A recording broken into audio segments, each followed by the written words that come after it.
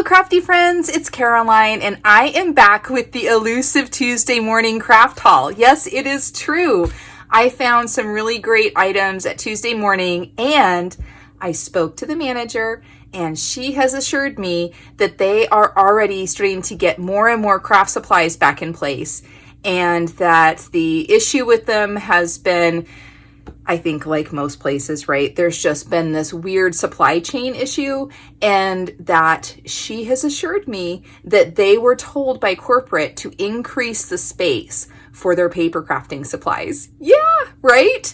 Now, I don't know how soon that's going to be. I don't know, all the logistics on it, but she did say that their trucks have been light for, like the last 2 years, right? And she said that she saw the first quote unquote full truck that she had seen in those 2-year periods a couple weeks ago. And then the next one was also full. And so she's really anticipating that these things come back, and I hope so. So let me go ahead and show you what I hauled from there.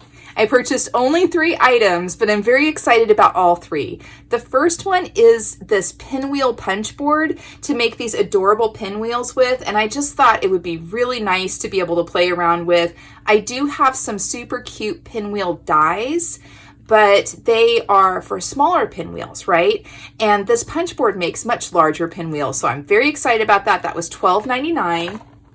And then I picked up this glass cutting mat. I've been playing around a lot more with inks and watercolors and all sorts of other mixed media, and having a glass mat around is really helpful. So I do have a glass mat that's really large. In fact, it's so large that I have a hard time fitting it actually on my desk.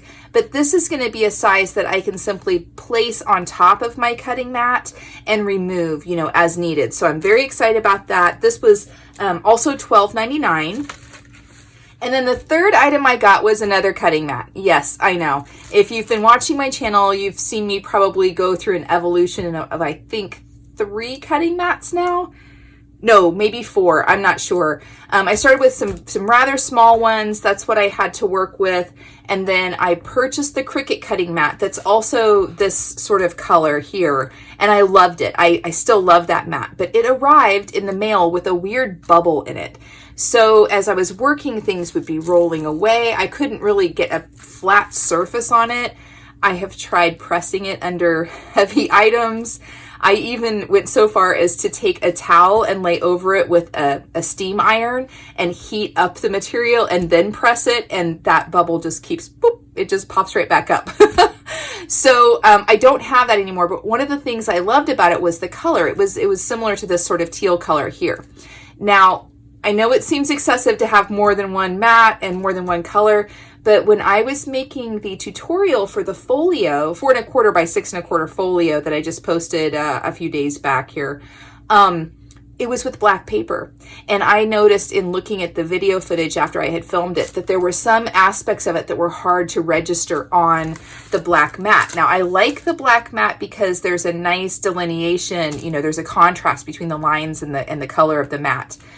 Which I have on here too. But I started thinking that as I'm making videos, it would be smart to have a variety of background colors to work on depending on the project so it would show up more. So I did pick this one up. It was $14.99. And it has kind of 2 different shades of this blue. And also on one side, it has the white grid. And on the other side, it's the black grid. And it's hard to tell, but they're not actually the same color of blue on both sides. They had multiple mats in there, so I was able to kind of look, and they are just a slightly different shade. So I thought that would offer me some versatility.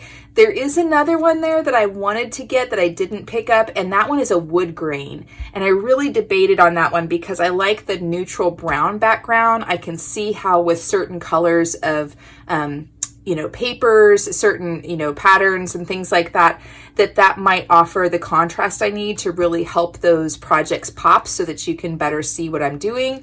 But I passed on it because the wood grains seemed to, I don't know, it was hard for me even in the store to really register the lines on the grid as different from the grain in the wood, but who knows, I might end up getting that one too.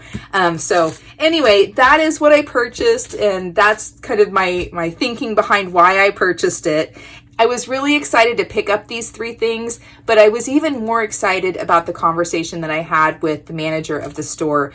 She was a lovely lady. I really enjoyed visiting with her, and she sort of gave me a little insight on the ins and outs of what a lot of retail establishments have been struggling with these last 2 years, and offered a lot of hope and encouragement that things might be turning a corner. So I'm hoping, fingers crossed, that we will start seeing more, of the pre-COVID type Tuesday morning hauls. My goodness, they did have some good deals from time to time, didn't they?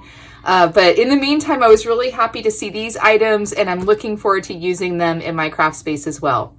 All right, that's what I've got for you guys today. I hope you're doing well. I hope you're being kind to yourselves, and I hope you're finding some joy in your journey. Thanks so much, y'all. Talk to you later. Bye-bye.